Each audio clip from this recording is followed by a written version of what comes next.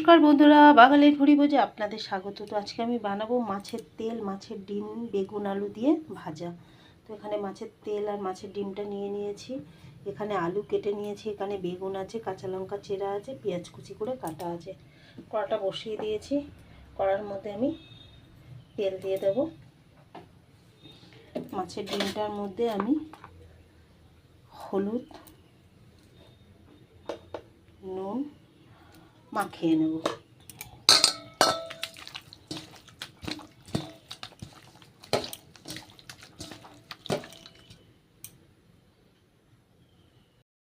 তেল আমার গরম হয়ে গেছে, এবার এর মধ্যে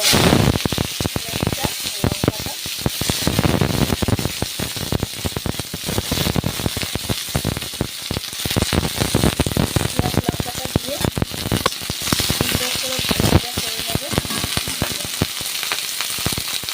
এর মধ্যে আমি পরিমাণ মতো নুন দিয়ে দেবো,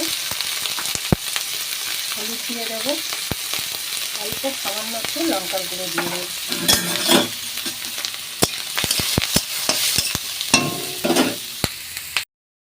পেঁয়াজ লঙ্কাটা ভাজা হয়ে গেছে, এবার আমি মাছের তেল আর ডিমটা দিয়ে দেবো, দিয়ে এটা সুন্দর করে ভেজে নেব।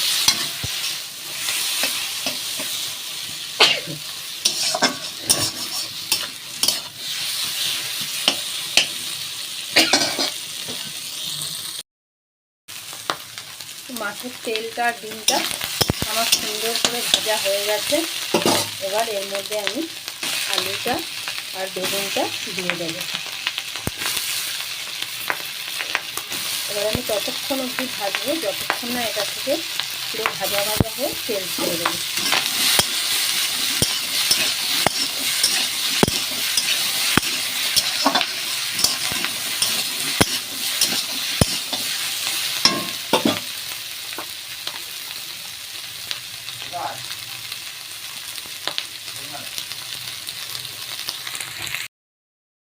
আমার মাছের তেল আলু বেগুন দিয়ে একদম ভাজা হয়ে গেছে, এটা তেল ছেড়ে দিয়েছে।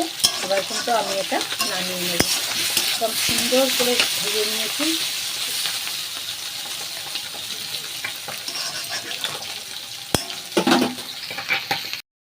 দেখুন আমার মাছের তেল, মাছের ডিম, আলু বেগুন দিয়ে ভাজা একদম রেডি হয়ে গেছে। তো এটা একটা খুব মুখরোচক খাবার, গরম ভাতের সাথে খেতে তো দারুণ টেস্ট লাগে।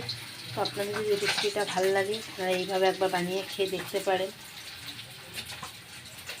তো চলুন পরের ভিডিওতে আবার দেখা হবে।